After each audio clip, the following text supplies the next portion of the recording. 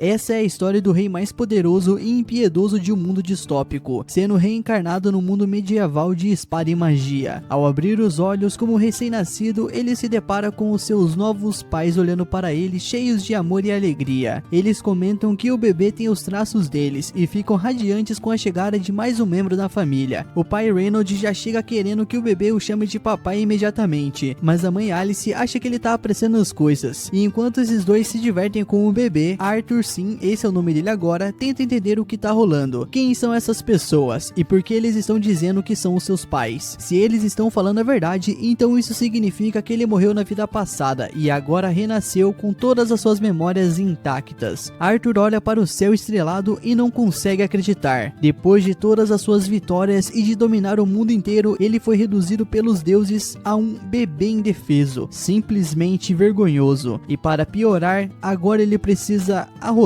Mas a vida não é de todo ruim, já que seus pais cuidam bem dele, mas ele não tá nada feliz com essa situação. Ele não quer usar fralda e ele sente um medo constante de que alguém possa machucá-lo, e a única coisa que pode fazer para se proteger é simplesmente fechar os punhos. O pai, vendo isso, coloca o dedo na mãozinha do Arthur e diz para Alice: olha só, mano, ele já me ama, amo o papai. E o Arthur tenta se mexer, porém ele acaba fazendo força demais e né, ele faz o totozinho dele. Agora a mãe dele tem que limpar a bagunça. A humilhação é tanta que Arthur quase chora de vergonha. Ele quer que esse pesadelo acabe logo, mas ele percebe que essa é sua nova realidade. E tentando ignorar essa vergonha, o Arthur percebe algo muito mais estranho. O pai dele usa magia, e não só isso, a sua mãe também. O pai fortalece o próprio corpo com magia, e a sua mãe usa feitiços de cura. O Arthur fica muito intrigado. Na sua vida passada não existia magia. Ele quer muito entender como isso funciona, mas sabe que para isso ele vai precisar crescer primeiro. Enquanto isso, o pai dele vai até a floresta, derrota uma fera mágica e depois recebe visitas de amigos. Sem ter muito o que fazer, o Arthur passa o tempo analisando tudo ao seu redor, porque conhecimento é poder em qualquer mundo. E quando seu pai volta da caçada, o Arthur começa a se perguntar se esse mundo permite que qualquer um tenha armas. Se sim, então o perigo lá fora deve ser muito grande. E se esse for o caso, ele precisa ficar forte rápido. Afinal, sobrevivência vem primeiro. E ele tem muitas perguntas sobre esse novo mundo, mas infelizmente ele ainda não consegue perguntar nada. Mas apesar de todas as suas frustrações, ele sente uma felicidade genuína. Afinal, agora ele tem momentos preciosos e fofos com os seus pais. Na sua vida passada, Arthur não tinha nem o luxo de dormir tranquilo. Todas as noites alguém tentava assassinar ele. Agora ele finalmente está experimentando a paz e começa a se acostumar com essa nova vida. Dias, semanas, talvez meses se passam e o Arthur aprende a engatinhar. E a primeira coisa que ele faz, ele corre pro espelho, pois ele precisa ver como tá a aparência do novo ele. E depois de se acostumar a se mover e ter um controle melhor dos membros, o Arthur começa a escapar do berço sempre que seus pais não estão por perto. O seu destino favorito é a biblioteca. Lá ele pega sempre um livro, determinado a entender melhor esse mundo. E é assim que descobre que o continente onde nasceu se chama Dican. Dican tem 3 reinos principais: Darvi, onde moram os anões; Elenoir, lar dos elfos do meio da floresta; e Seipen, o reino dos humanos, onde Arthur vive. E diferente do seu mundo anterior, onde qualquer um podia tomar o trono matando o rei, aqui a monarquia é hereditária. Com essas informações básicas sobre o mundo anotadas mentalmente, o Arthur muda o foco para algo muito mais interessante: a magia. Ele escolhe um livro sobre o assunto, o puxando de um jeito bem fofinho da prateleira. Enquanto folheia as páginas, o Arthur compara esse novo mundo ao seu antigo e reflete sobre como a tecnologia aqui é bem mais atrasada. Mas ele não quer saber de tecnologia agora, ele quer saber de poder. Segundo o livro, esse poder vem daquilo que se chama de mana, e tem umas regras bem estranhas. Apenas uma em cada 100 pessoas nasce com mana. Só existem 2 tipos de magia: a que aumenta capacidades físicas com mana e a que permite controlar e manejar mana externamente. Arthur lembra das habilidades da mãe e percebe que ela é uma conjuradora, e o livro explica que quem tem mana também possui um núcleo de mana, e que a maioria das pessoas só consegue usá-lo na puberdade. Quando dominam isso, elas se tornam magos de verdade. O Arthur acha tudo isso bem interessante, mas ele também sente um pouco de ceticismo. Ele já viu algo parecido antes, e com essa ideia na cabeça, ele começa a canalizar a sua energia pronto para tentar atingir um novo nível de poder. Até que Alice, a sua mãe, interrompe o momento. Ela simplesmente o levanta no colo, olhando bem de perto para ele. Nisso, Arthur já congela, achando que ela descobriu, mas logo a Alice descobre o motivo da cara de tensão dele. Ele se sujou todo. tudo, e o cheiro não nega não. E enquanto Alice leva o seu filho para trocar a fralda, ele encara o vazio, completamente devastado. Esse corpo é uma prisão. Ele jura para si mesmo que vai ficar mais forte no futuro e se livrar dessa humilhação. Enquanto isso, a Alice continua documentando cada detalhe da vida do filho, toda orgulhosa do progresso dele. Mas tem uma coisa que a incomoda: Arthur nunca sorriu para eles, e só de pensar nisso ela fica triste. Um tempo depois, Alice olha pela janela e vê o Ray ensinando o Arthur a usar uma espada. O Ray não poderia estar mais feliz com o avanço do filho e corre para contar à esposa, mas Alice não fica nada feliz. Aliás, ela fica furiosa. Ela pergunta se isso é sério, mano, ensinar o bebê deles a manejar uma espada. Nisso, Ray não entende a reação dela e ele acha que ela é muito complicada, mas Alice continua firme. O Arthur é muito novo para isso, e enquanto os dois discutem, Arthur observa atentamente e usa essa interação como um estudo prático sobre o casamento. Na cabeça dele, esse mundo pode muito bem ser governado por mulheres. Mais tarde, Alice leva o Arthur para o mercado e ele fica encantado com tudo. Cada objeto, cada mercadoria parece uma lição esperando para ser aprendida. Agora ele entende porque os bebês ficam olhando tudo como se já conhecessem o lugar. E o que mais prende a sua atenção são as coisas que não existiam no seu mundo anterior, especialmente a magia sendo usada livremente. Na volta para casa, o Arthur começa a ficar sonolento, mas antes de dormir, ele reflete sobre como a sua família tem sido incrível para ele. Chegando em casa, Alice o carrega até o quarto e no caminho comenta que ele é muito curioso, sempre fugindo da cama para ler ou prestando atenção em tudo no mercado, e ela aposta que ele puxou isso do pai dele. E ela então sorri ao pensar que o Arthur pode crescer com o mesmo espírito aventureiro do pai, mas no fundo ela espera que ele tenha uma vida mais tranquila. Naquela noite, o Arthur fica de olho no pai, que está praticando magia, e ele fica animado com a ideia de poder aprender diretamente com ele. Ray faz algumas pedras levitarem e Arthur já está pronto para observar cada detalhe, mas então algo inesperado acontece. Alice percebe a decepção de Arthur e tenta animá-lo. Calma, meu filho, ele só tá começando, fica de olho que vai valer a pena. E não é que valeu mesmo. O Ray então aumenta a intensidade da magia e de repente começa a mandar ver com umas técnicas bem avançadas. O Arthur fica empolgado e já começa a imaginar truques que ele mesmo poderia tentar, mas aí é hora de dormir. O Arthur se recusa a aceitar essa realidade cruel. No caminho para o quarto, ele vê um livro na estante e imediatamente aponta para ele, choramingando e se debatendo. E depois de uma dose generosa de carinha fofa nível bebê supremo, a Alice se rende. Tá bom, meu filho, só um pouquinho. E isso funcionou, como isso sempre funciona, ele pensou. Arthur então começa a ler, e enquanto isso ele recapitula tudo o que aprendeu até agora. Ele quer criar o seu próprio núcleo de mana, então começa a concentrar toda a energia do corpo em um único ponto. Ele se esforça ao máximo, sem perceber o tempo passando, até que de repente uma explosão sacode a casa inteira. Ray se joga na frente de Alice para protegê-la e acaba com as costas queimadas, mas quando percebe que Alice está bem, os dois se lembram de Arthur e saem correndo para dentro da casa, e é aí que eles têm o maior choque das suas vidas. O Arthur está flutuando no meio do ar. Eles ficam paralisados, sem conseguir acreditar no que estão vendo, mas antes que possam reagir, o teto começa a desabar. O Arthur, ainda um bebê indefeso, não consegue sair do caminho a tempo, mas Ray e Alice se jogam sobre ele e o protegem do desmoronamento. E quando tudo finalmente se acalma, os três começam a chorar juntos, e no meio das lágrimas, o Arthur percebe uma coisa: Alice e Ray estão dispostos a tudo para protegê-lo, e essa é uma sensação que ele nunca teve na sua vida passada.